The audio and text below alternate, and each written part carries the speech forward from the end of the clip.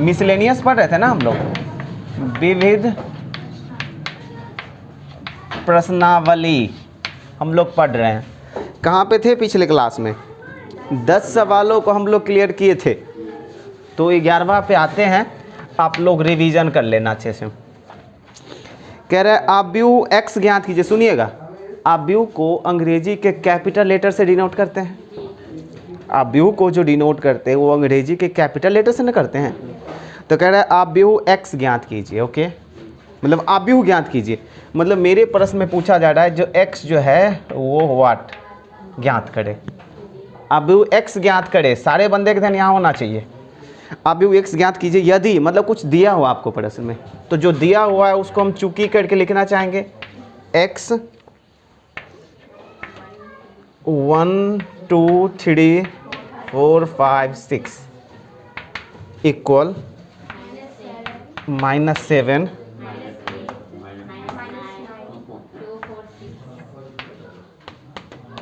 Okay, ये दिया गया है और आपको पूछा जा रहा है कि आव्यूह ज्ञात करे। सभी बच्चे मतलब आव्यूह पूछे, लेकिन आव्यूह कोई अवयव तो है ना जो एगो निकाल दोगे, क्योंकि आव्यूह तो एक डिजाइन है और अलग अलग प्रकार का डिजाइन होता है। आव्यूह क्या है?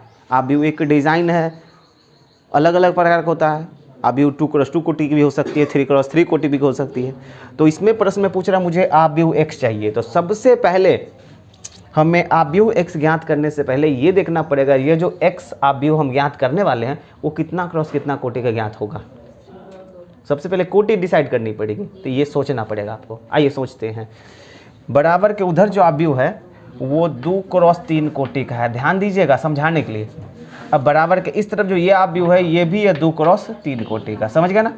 और ये एक आव्यूह है, मतलब यहाँ x के स्थान पर आपको कैसा आव्यूह चाहिए ताकि ये दोनों गुना हो जाए।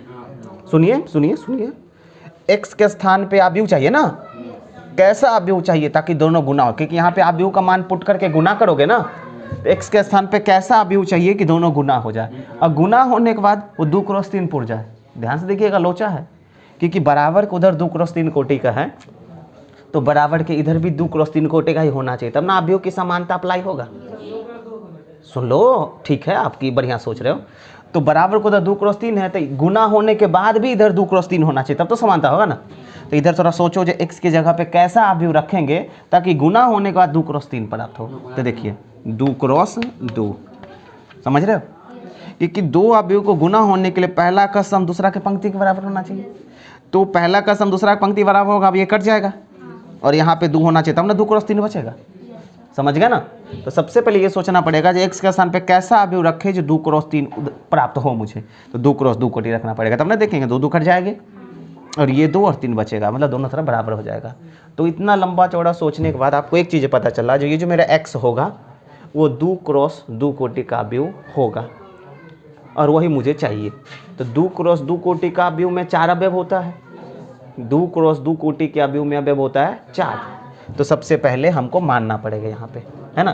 तो लिखना पड़ेगा माना कि x जो होगा वो A B C D, मान लो कुछ भी तो मानना पड़ेगा ना, 4 अवयव x y z p q 26 letter में से कोई भी 4 को लेटर मानना पड़ेगा।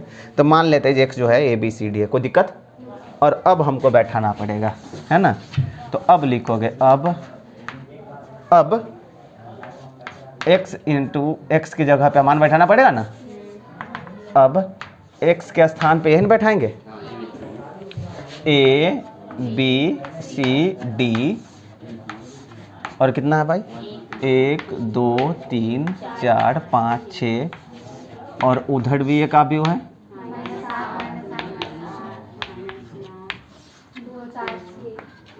फाइनली अब हम गुना करेंगे आव्यूह का गुण पता होता है। इसको ऐसे तो a गुने 1 और b गुने 4, तो a प्लस 4b, ये एक अवयव हुआ। इसको इससे होगा, फिर इसको इससे होगा, तो 2a plus 5b, 2a plus 5b हो जाएगा। ये दूसरा अवयव हो गया 3a प्लस 6b। ओके, समझ में आ रहा है। अब तीसरा से c प्लस 4d, गुना ही है, अब दूसरा से 2c + 5d, ठीक है, 3c + 6d, गुना ही है, समझ में आ जाना चाहिए। अब उधर वाला को -7 -8 -9, ठीक है। अब आव्यूह का समानता, ये जो है वो इसके बराबर होगा, ये इसके बराबर होगा, ये इसके बराबर, सब एक दूसरे को बराबर नहीं करेंगे। 4 चीज़ का मान निकालना है, A B C और D, तो बराबर करते हैं। A प्लस लिखेंगे ना, चूंकि अब A + 4B को बराबर किससे, -7 से। ध्यान रखिएगा, इसको समीकरण 1 लिखिएगा। ऐसे तो आप 6 समीकरण बनेगा, है ना, आपको बनेगा 6 समीकरण, लेकिन सबको बनाने की ज़रूरत नहीं। देखो इसमें ए बी है, इसमें आया ना ए बी, तो एक और ए बी वाला समीकरण आपको चाहिए। जैसे ये ए बी है ना, इसमें एक और ए बी वाला चाहिए, तब ना 2 समीकरण को हल होगा। तो एक और ए बी वाला देखो कहाँ होगा, सो ये ना होगा, तो 2a 5b = ये समीकरण 1 और 2 को हल करके ए बी का मान निकल जाएगा। अब बचेगा मुझे सी डी ना। अब किसको बराबर करेंगे, वैसे इसको भी बराबर कर सकते हैं, लेकिन हमको ज़रूरत नहीं है। देखो 3 को बराबर होगा ना, लेकिन ए बी वाला हमको 2 मिल गया, तीसरा की ज़रूरत नहीं है, क्योंकि ये भी नहीं ए बी बराबर हो सकता है। तो हम एक लेते हैं। अब पुनः C + 4D = कितना होगा, 2, समीकरण 3 लिखेंगे, है ना, और 5D इसको लिखेंगे 4, समीकरण 4। अब समीकरण 1 और 2 को हल करके हम निकालेंगे ए बी का मान, और 3 और 4 को हल करके निकालेंगे सी डी का मान। कोई दिक्कत नहीं। तो हम 1 और 2 को हल करते हैं। अब लिखते हैं समीकरण 1 और 2 को क्या करेंगे, समीकरण 1 में 2 से गुना करेंगे ना, समीकरण 1 × 2 माइनस समीकरण 2 से। क्लियर है। अब करो 2a + 8b = -14, 2a + 5b, क्योंकि इसमें कुछ नहीं करना है, और दोनों को घटा रहे हैं तो चिन्ह बदलेगा, ये कट गई ना। 5a में से 3b, और इधर कितना हो जाएगा, -6, तो b = कितना हो जाएगा, -2। सही है। जैसे b = -2, तो इसीलिए a बराबर बता लो कितना हो जाएगा। सब किसी में रखोगे ना, b बराबर रखोगे -2, तो a बराबर कितना निकले, किसी में रख लो a बराबर। अगर b के जगह पे -2 रखेंगे, b के जगह पे रखेंगे -2, तो ये -8 + 1 आ जाएगा ना। तो कुल मिलाकर के आपको a और b का मान निकल गई है, दिक्कत नहीं होना चाहिए। अब उसी प्रकार 3 और 4 को हल करेंगे तो सी डी का मान निकलेगा। क्या आप स्क्रीनशॉट ले लोगे, ना, तो आप इसको स्क्रीनशॉट लेके नोट कर लीजिएगा।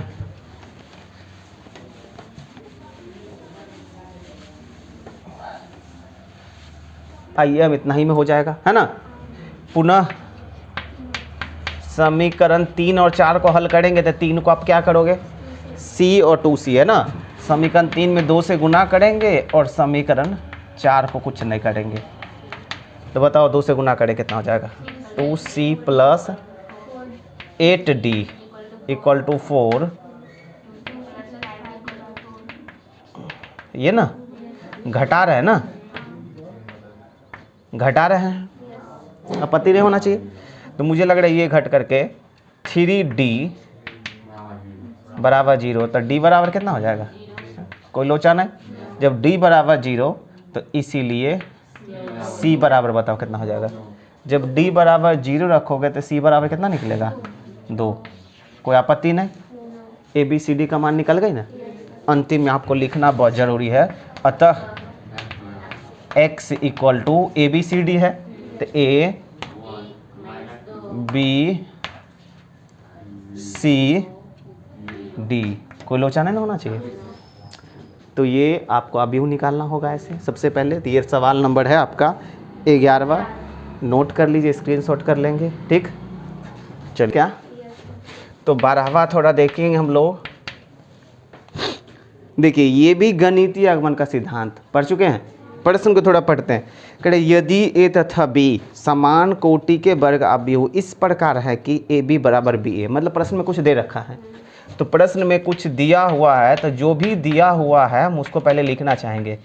दिया हुआ है A B equal to B A, ये प्रश्न के साथ दिया गया है, और कुछ सिद्ध करना है।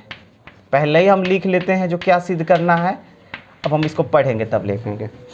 यदि ए तथा बी समान कोटि के वर्ग अवयव हो, मतलब इसमें जो ए और बी जो यूज हो रही है उसकी कोटियाँ समान है, ठीक है। कितनी कोटियाँ नहीं पढ़ेंगे, कोटियाँ समान, दो दो है तो वही दो दो है, तीन तीन है तो वही तीन तीन है, दो तीन है तो भी दो तीन है, और ए बी बराबर बी ए दिया गया है। गणितीय आगमन के सिद्धांत से सिद्ध कीजिए कि ए बी का पावर एन बराबर बी का पावर एन होगा। अच्छा, मतलब सिद्ध करने के लिए पता है आपको दो प्रश्न सिद्ध करना है, आपको इसमें दो प्रश्न सिद्ध करना है। पहला प्रश्न में जो है वो A B to the power N into A ये है, और दूसरा नंबर में कह रहा है ए बी का पावर होल पावर एन है। बढ़िया है ये ना, और ये बगल में हिंट कर रखा है n बिलोंग्स टू n के लिए, और आपको पता है ना n बिलोंग्स टू n के लिए ही ना हम लोग गणितीय आगमन सिद्धांत यूज करते हैं। इसमें ऑलरेडी प्रश्न बोल दिया, प्रश्न ऑलरेडी बोल रखा है जो गणितीय आगमन के सिद्धांत का प्रयोग करनी है आपको, है ना। जबकि नहीं बोलता तो भी हम गणितीय आगमन के सिद्धांत का ही प्रयोग करते हैं, ठीक है। गणितीय आगमन के सिद्धांत का प्रयोग करना ये प्रश्न खुद बोल दिया है। आइए हम गणितीय आगमन का सिद्धांत एक हम करेंगे और एक आप कर लोगे, है ना। तो गणितीय आगमन का सिद्धांत आप पता है आपको क्या होता है। पहला प्रश्न को सिद्ध करते हैं, तो सबसे पहले प्रश्न 1 के लिए हम लिख देंगे, सीधे लिख देते हैं ना प्रश्न 1 के लिए, जरूरी नहीं एक को नंबर लिख करके काम कर सकते थे। प्रश्न 1 के लिए तो सबसे पहले हम दिया हुआ कथन मानेंगे, भूले नहीं ना हो गणित। सबसे पहले माना कि दिया हुआ कथन पी एन है, सही है, और अर्थात करके वो कथन को लिख लेना है P N such that A B to the power N into A. दिया हुआ कथन लिख लिए, ठीक है। उसके बाद हम क्या करेंगे, n बराबर 1 पर सिद्ध करने की कोशिश करेंगे, n बराबर 1 पर सिद्ध करने की कोशिश करेंगे। तो लिखते हैं अब n बराबर 1 के लिए, या n बराबर 1 पर भी आप लिख सकते हो। n बराबर 1 रखेंगे उसमें Pn में, अर्थात P1 रखेंगे। बताओ n के जगह पे 1 रखेंगे तो कितना हो जाएगा, a b का पावर 1 और b का पावर 1 इंटू ए, 1 है ये, डैश नहीं समझ लीजिएगा, समझे ना, 1 है ना। और पावर 1 का कोई मतलब नहीं होता है, बचेगा ए बी और बी ए। मुझे ये मिला है और यही ना प्रश्न के साथ दिया हुआ है, मतलब ये कथन सत्य मिला हमको। n बराबर 1 पर कथन लिखना पड़ेगा, चूंकि n बराबर 1 पर कथन सत्य है, ठीक है। अब इसके बाद क्या लिखते हैं, अब हम मान लेते हैं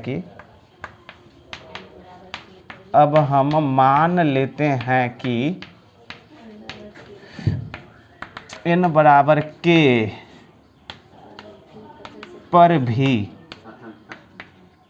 कथन सत्य हो, ऐसा ही ना हम मान लिखते हैं। और हम ऐसा बोल करके अर्थात करके वो कथन को नोट कर लेते हैं, अर्थात p के n के स्थान पे k यूज करते हैं।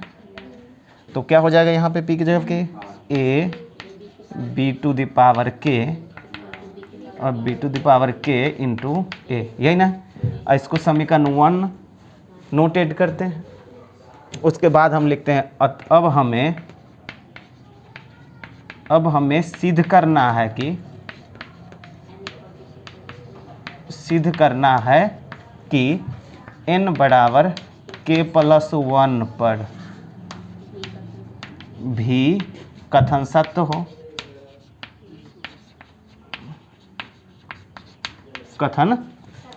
सही है। और अर्थात करके मुझे ये कथन लिखना पड़ेगा, मतलब जहाँ जहाँ k है वहाँ पे k+1 कर देना है।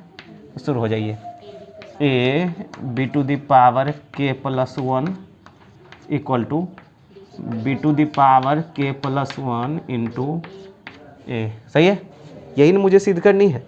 अब LHS हम लेंगे, RHS आएगा, तो मुझे इसके लिए थोड़ा सा जगह चाहिए, है ना। तो फिलहाल आप इसको स्क्रीनशॉट कर लें, हम जगह हम लोग इस्तेमाल करेंगे।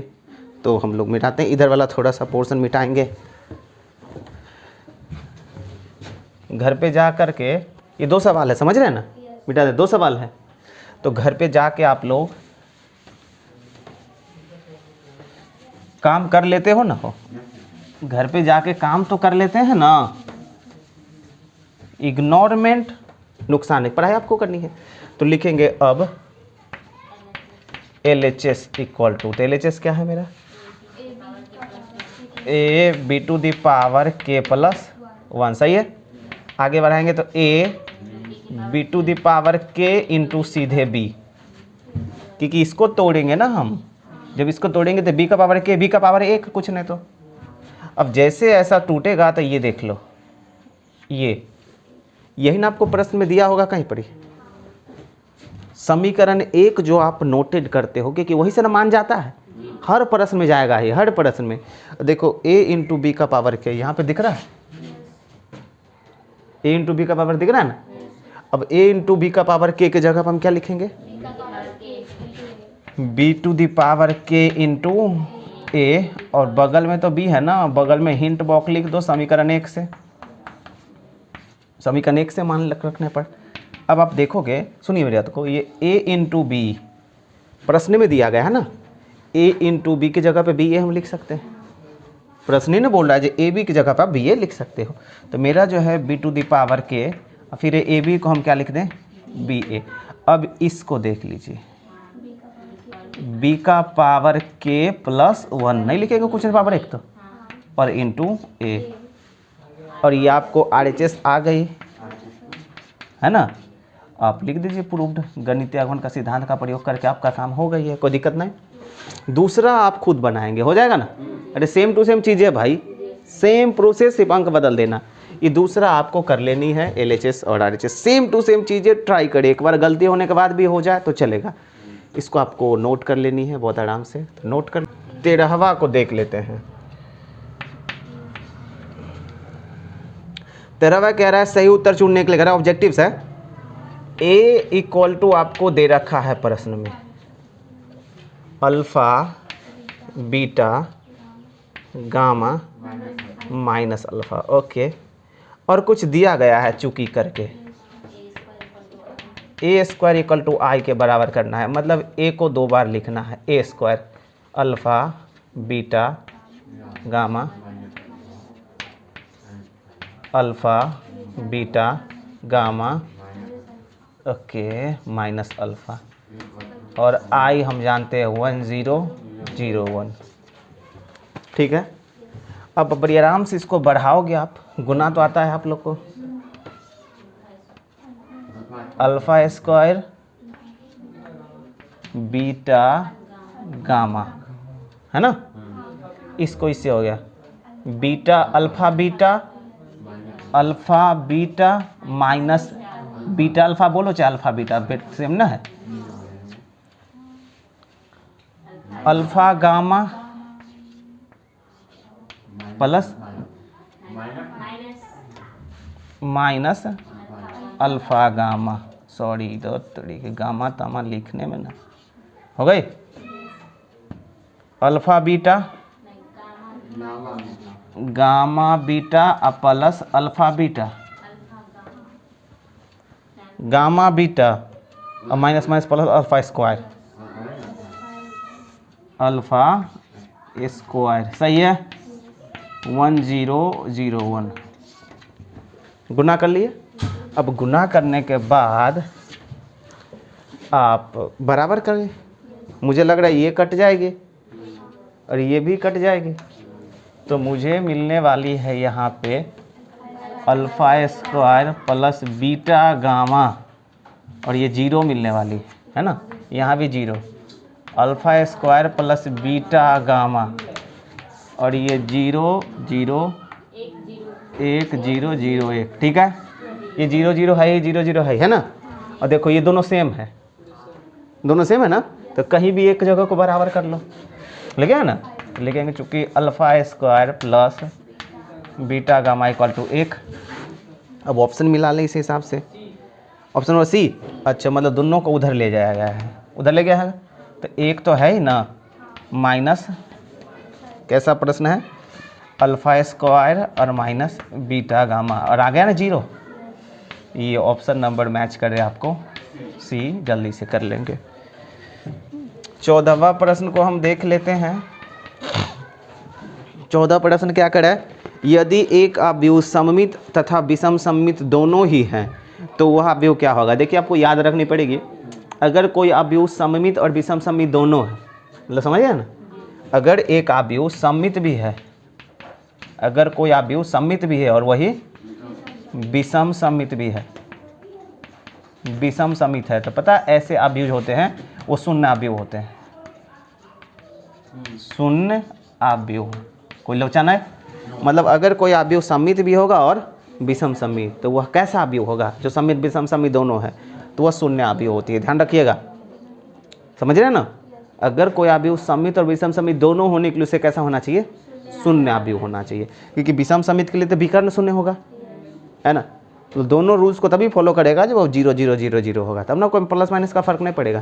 तो ये ध्यान रखेंगे। ऑप्शन नंबर कितना सही हुआ इसका, ऑप्शन में एक शून्य अवयव है, तो मतलब ऑप्शन नंबर हो गई है बी। और भी है हम लोग का 15वां भी है, तो स्क्रीनशॉट करेंगे हम लोग, 15 को देखते हैं, समझ गए। 15वां कह रहा है ए एक वर्ग अवयव इस प्रकार है कि, अच्छा मतलब कुछ दिया हुआ है, कुछ दिया गया है, मतलब अगर मुझे कभी भी ए स्क्वायर दिखे तो हम वहाँ पे ए पुट कर सकते हैं, ये नहीं दिया गया है, और पूछ रहा है मुझे, तो पूछ रहा है आई प्लस ए का होल क्यूब 7a, मतलब ये चीज़ आपसे पूछा जा रहा है, तो हम एक काम करते हैं, बढ़ाते हैं इसको, a प्लस बी का होल क्यूब का इस्तेमाल करेंगे, तो a cube plus 3a square B plus 3ab square अब प्लस बी क्यूब। क्या ये तो फार्मूला पता होना चाहिए, -7a cube plus 3a square B plus 3b square plus B cube, याद है ना ये 10th का फार्मूला। अब इस चीज़ का इस्तेमाल कर सकते हैं, जहाँ जहाँ a स्क्वायर देखें वहाँ पे a लिख सकते हैं। i जो है वह a का काम करता है, तो i का क्यूब बराबर